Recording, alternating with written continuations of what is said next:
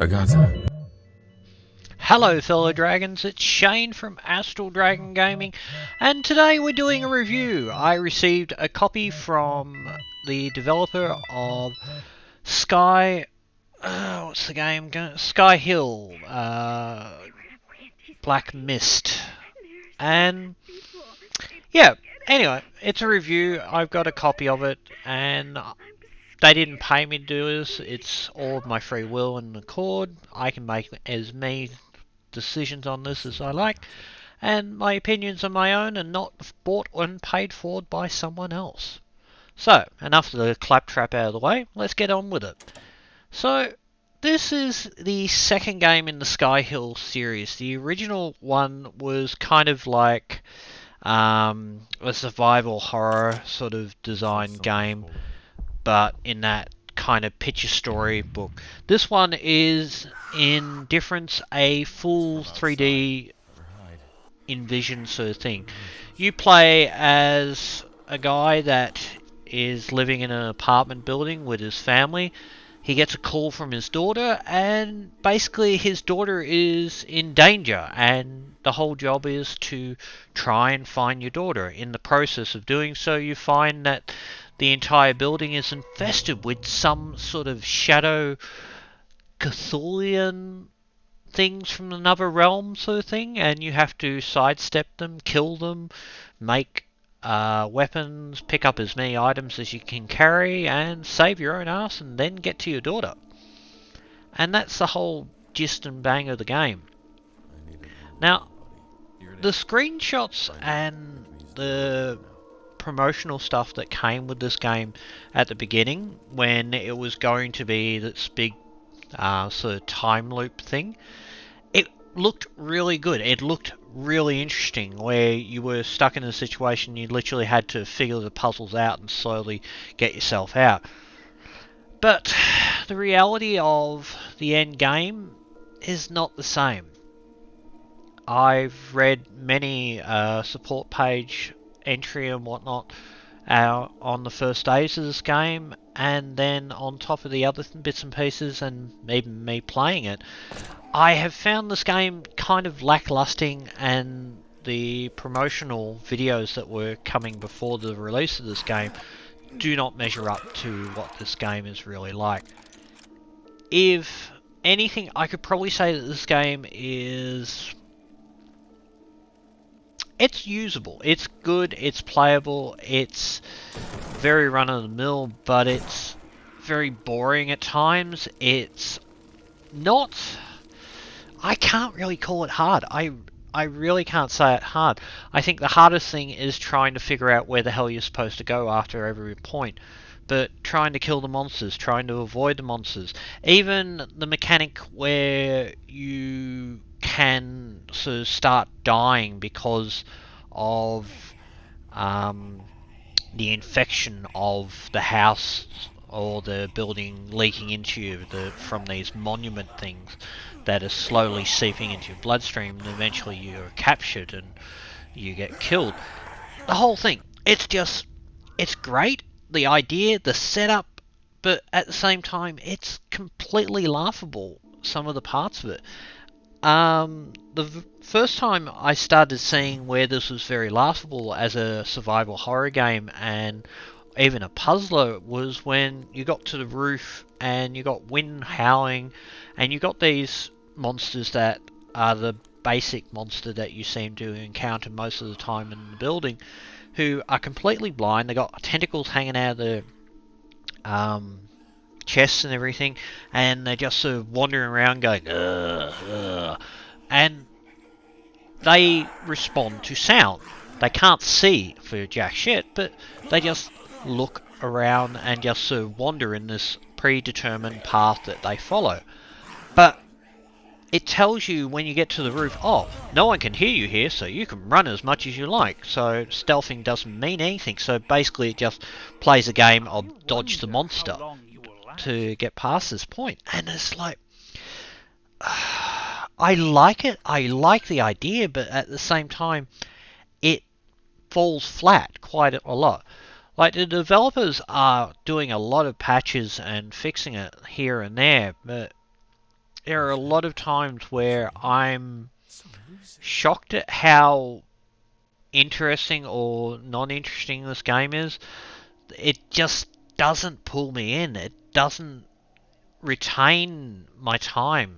It makes me more feel like I'm playing something that's more of a chore as opposed to something that's interesting.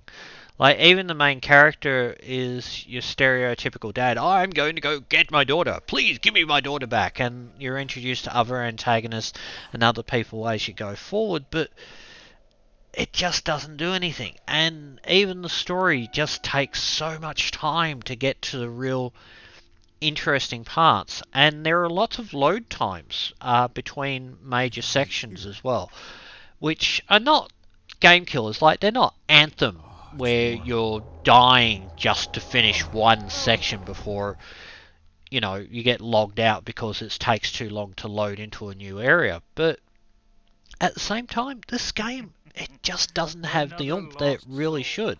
This is a game where you should feel scared, where you should feel impacted by the enemies around you and trying to avoid these enemies. But a lot of times I spent more of my time just sitting there and looking at them going, okay, you're following that path, you're following that path. There's no lookers amongst them. Alright, just run through here and I'm fine. And you were. And I'm just...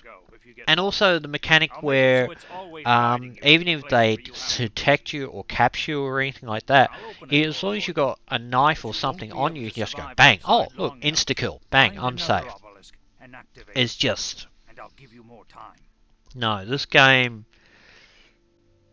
is woefully underrated for its skill level. It just doesn't have the oomph and the enjoyment that this game could have, and it just lacks the general thrust and enjoyment of it. But, I can't say it's a terrible game.